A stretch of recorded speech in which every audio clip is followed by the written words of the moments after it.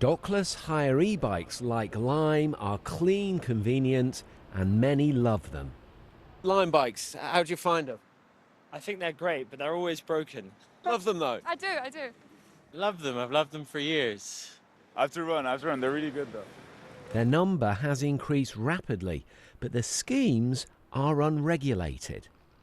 There's no doubt these dockless e-bikes are very, very popular. You see them everywhere now, and they're rerouting how Londoners get around. But there are those who think there needs to be much more regulation around parking.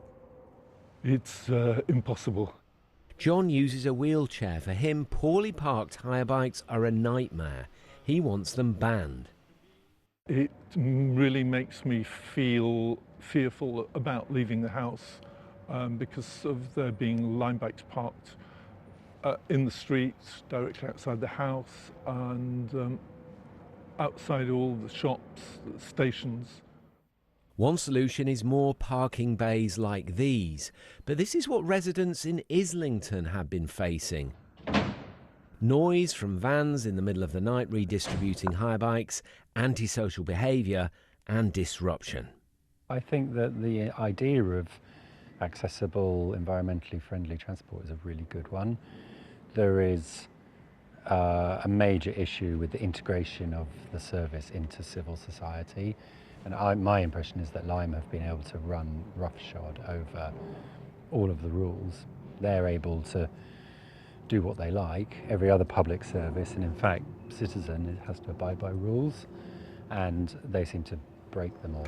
I get the impression that they don't care about the communities they're in, but those are the communities that are, at the end of the day, funding the business model.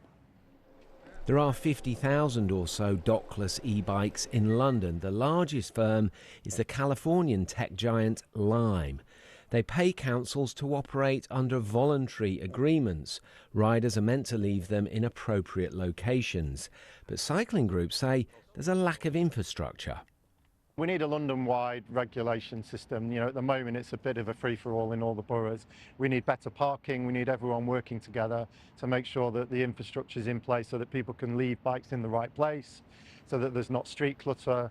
You know, some of the downsides here that there obviously are need addressing, but I think we just need to keep up with the demand, and that will look after itself.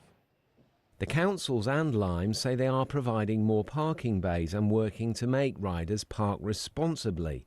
The mayor also wants new laws so TfL can fine operators.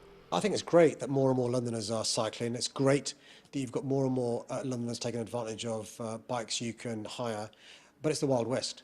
I think regulation has not caught up with the pace of people's desire to use cycle hire bikes. One council has a certain set of rules, another council doesn't allow the bikes, another council has a different set of rules. I think we should have one system across London, and we're lobbying the government to have a pan-London system of regulation to make sure it's not the Wild West. Laws are going through Parliament at the moment which could help. A new clean form of transport, but at the moment it seems the regulation and the authorities are struggling to cope. And for some, the green dream has soured. Tom Edwards, BBC London.